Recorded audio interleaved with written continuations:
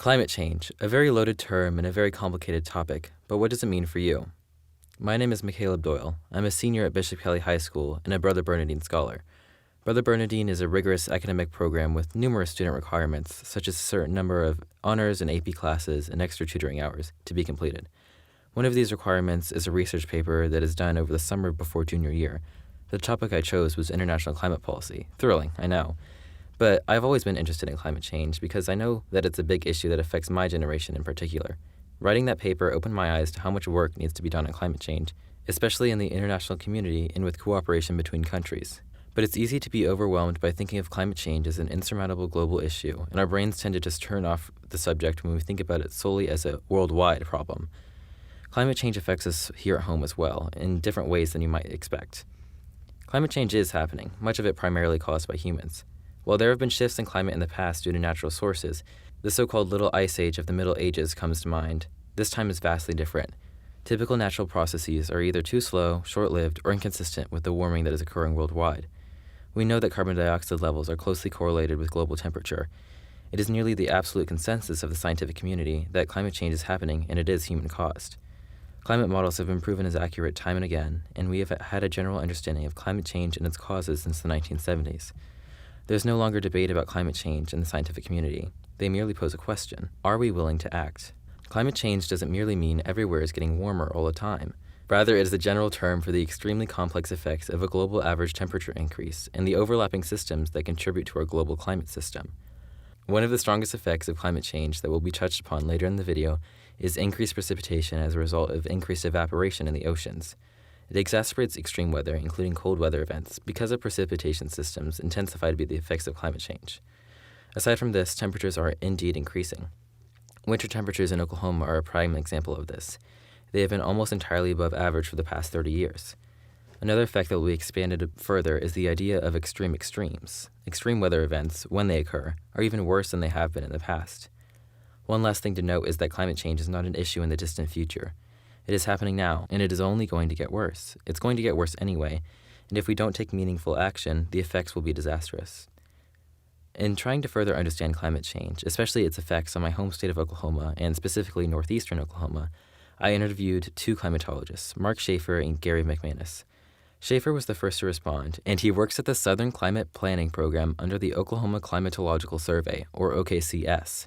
I also initially contacted Steve Cobb, who works at the National Oceanic and Atmospheric Administration in the Oklahoma area, and he pointed me in the direction of McManus. McManus is a state climatologist who works at Mesonet, a state weather center, under the OKCS. Schaefer and McManus were kind enough to lend me their time and answer my questions about climate change and, especially, its effects on our local community. So my first question is what do you, just explain what you do for your job? What is being a climatologist? What does that entail? Gary, do you want to go first? Sure. I'm the state climatologist for Oklahoma, so I sort of track the longer term weather averaged over time. That's what a climatologist does. Although I work for the Oklahoma Mesonet, so I'm also tasked with tracking real-time weather, at times. But I track things like drought and records and the data. And I am sort of a go-to person for meteorology or climatology questions for the state government, state decision makers, and citizens. So that's what my job is for. Oh, thank you. More or less. Yeah, and for me, I work with a program called the Southern Climate Impacts Planning Program, or SCIP, which is funded by NOAA, and I also work with the Climate Survey and the Mesonet. So I'm actually, Gary's in the office right next door to me. There's his wall. But what I do is I work more with communities on long-term preparedness, so anticipating kind of frequency of different kinds of weather hazards, whether it's storms, flooding, ice storms, heat, any of those kinds of things that may come up in kind of the planning and mitigation, what they can do about it, how to adapt to it. It's like long-term planning, a little bit more towards that scale. So as you can see, climatologists do a range of things, everything from assessing what's going on and how unusual it is right now to what can be done about it, in the next decades. What's the local climate in green country, and like how does it kind of fit into the wider climate in the US? One way that I'd approach it is if you take Oklahoma and slice it up into 9 cubes. So you have like Northwest, North Central, Northeast, and then next year down south. So you have a kind of a Northeast section of that. What you have is temperatures are generally warmer in Southern Oklahoma and cooler in Northern Oklahoma. So you have a kind of a north to south temperature gradient or temperature difference across the state. But then rainfall is reversed from that. It's greatest in the east and least in the west. So you have a west-east gradient. So that gives you, they all kind of intersect, north, south, and east, west. So you get kind of your cooler, wetter climate up in Northeast Oklahoma. And if you go towards like Southwest Oklahoma, will be your warmest and driest. So relative to Oklahoma, Northeast tends to be cooler and wetter. Then that's kind of how they use these climate divisions, these regional looks on that. So did I get that close, Gary? Yeah, that's a good way to say it, Mark. And I guess what I was stuck with was how does it fit into the U.S. I guess if you looked at the climate in green country, it would be closer to like a Midwest Great Plains type of climate, whereas Mark was saying as you transition to the south and west, you start to get into more of a semi-arid desert Southwest climate. Well, it's not quite there yet, but it's getting that way. So I guess we're more the Northeast Oklahoma would be considered more of that Midwest Great Plains type of climate. Whereas if you go south and east again, you're sort of transitioning to that drier, warmer climate. See it too in some of the climate change projections, especially with precipitation, where there's a pretty clear signal that it's getting wetter up in Northeast US and a pretty clear signal that it's getting drier in the Southwest US. And we're right on that transition zone. So when you ask what's precipitation going to do here, it's really hard to say because a shift of a couple hundred miles one way or another gives you a totally different solution. Speaking of climate change, my next question is just like, how is global climate change affecting like our state and more specifically the Tulsa area, because that's where I live and where like most of the people pertaining to my project live too. Tulsa, I guess Northeast Oklahoma would have seen so far, one of the biggest things would probably be an increase in heavy precipitation events. So we're starting to see more of those heavy precipitation events. So you take your normal precipitation event, it doesn't matter if it's snow or if it's ice or if it's rainfall, and you just generally make those a little bit more intense over time. So a little bit more moisture to work with and a little bit more heat to work with. So that's what's really going on is we're sort of supercharging the water cycle across the globe, and Oklahoma is part of that, including Northeast Oklahoma. So, just during the last decade, we've seen the wettest year in Oklahoma history, including up in Northeastern Oklahoma. We've seen the highest 24-hour snowfall in Oklahoma, which was up in Spavinaw, which is just to the east of Tulsa. We've seen the wettest month in Oklahoma. Again, that's May 2015. So lots of those precipitation records have been falling over the last decade or so. And of course, in the previous decade, we had all the horrendous ice storms, which seemed like those were a little bit supercharged as well. A pretty fine balance between the cold air versus how much moisture it contains. So we have seen a lot of those things start to change a little bit.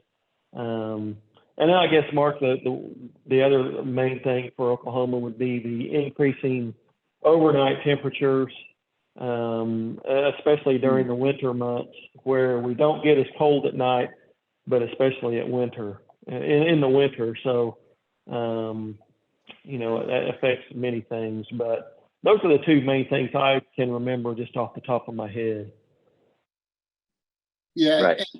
And I think picking up on with the rainfall kind of variability, I'm just thinking back in 2019, the floods that they had in Northeast Oklahoma, along the Arkansas River, and other rivers too, but mostly the kind of focus there.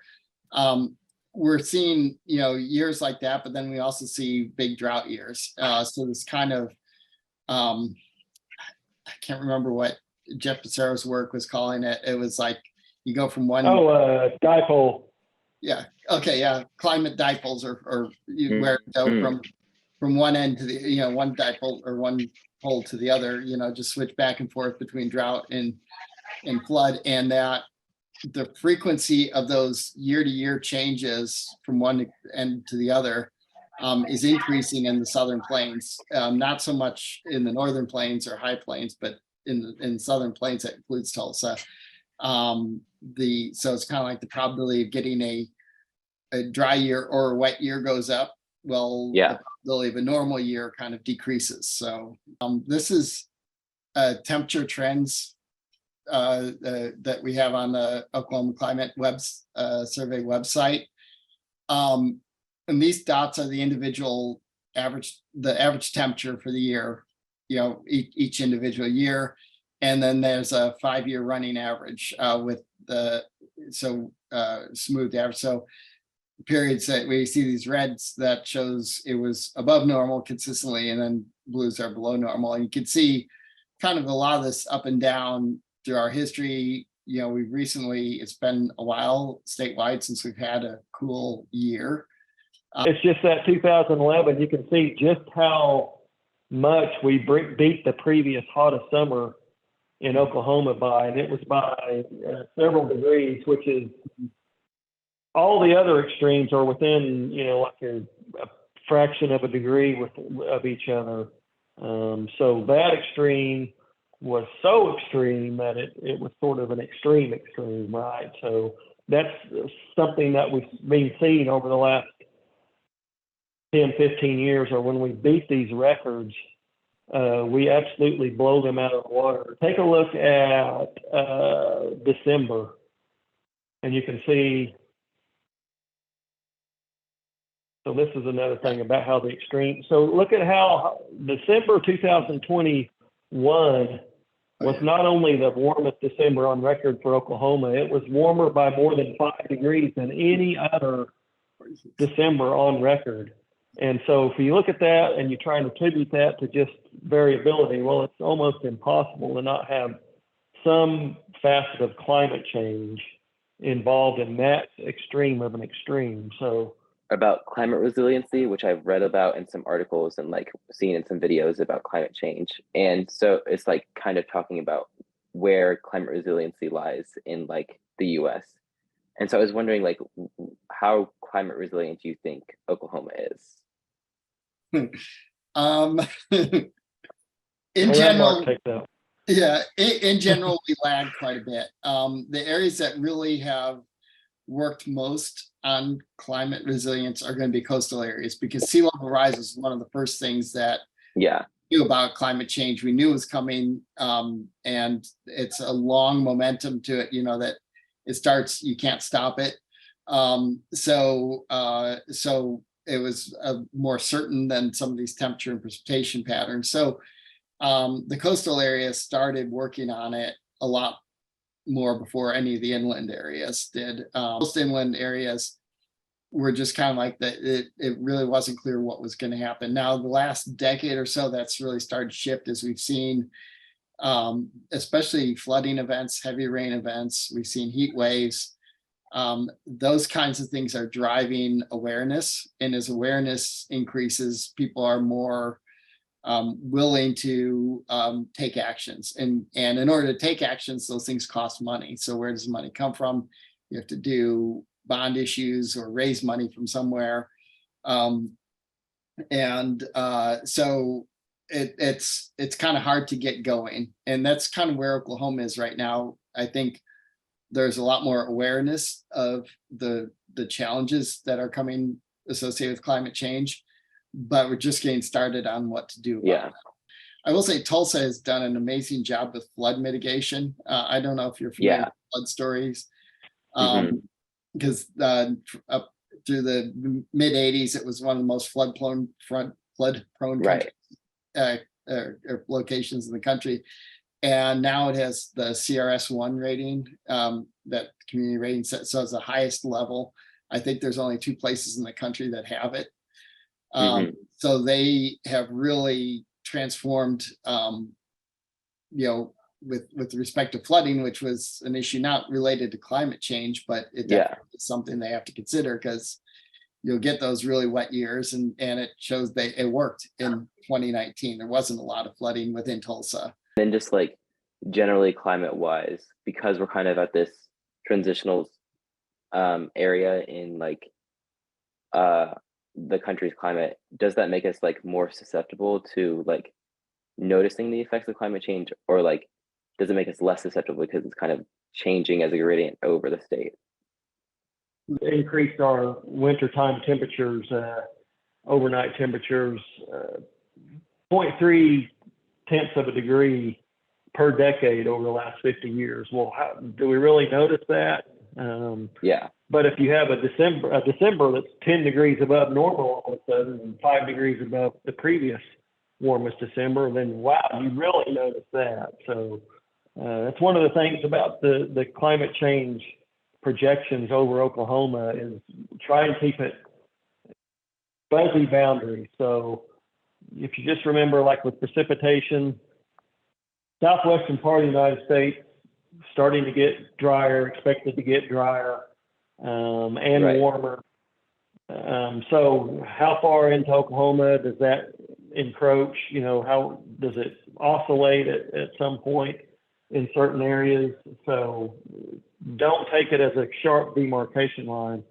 Sometimes it will impact northeast Oklahoma, sometimes it won't. But if you look at, let's say, precipitation changes over the next 50 years, northeastern part of the United States expected to get wetter, southwestern parts of the United States expected to get drier. Oklahoma is sort of in that fuzzy boundary area, but northeastern part of the state probably going to get wetter over time. Southwestern part of the state probably going to get drier over time, but both will probably experience those extremes of both on both sides. It's just southwest Oklahoma probably get more of those dry extremes. Northeast Oklahoma probably getting more of those wet extremes. So the numbers may seem small, but those small changes are actually, because it's every day adding up. You get those periods that are really get those extremes. And the other thing that often people say, it's like, February 2021, that really big cold air mass and everything. See, we don't have climate change because it's cold. It's consistently cold, and you can still get those events because at the time we were really cold like that, it was exceptionally warm up in Alaska, and what had basically happened was big blob of warm air kind of pushed north and displaced that cold air from Canada. It came all here. So it's all connected, and just because it's cold in one place doesn't mean that everywhere is cold. You look at local perceptions, people have trouble sometimes putting it in the context of that bigger picture. And so I guess my final question for you guys is, what can the average person do to kind of promote climate resiliency in their own lives? I know all this can seem kind of helpless at times because the scale of it is so huge, but I think there's some things holding leaders, and that includes economic leaders, corporations, how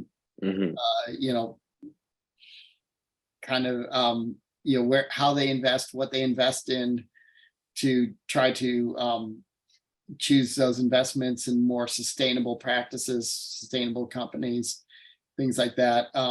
That's one thing, because if companies can't raise cash, then the ones that can raise cash, if they're doing sustainable practices, is going to increase the adoption of sustainable practices across there.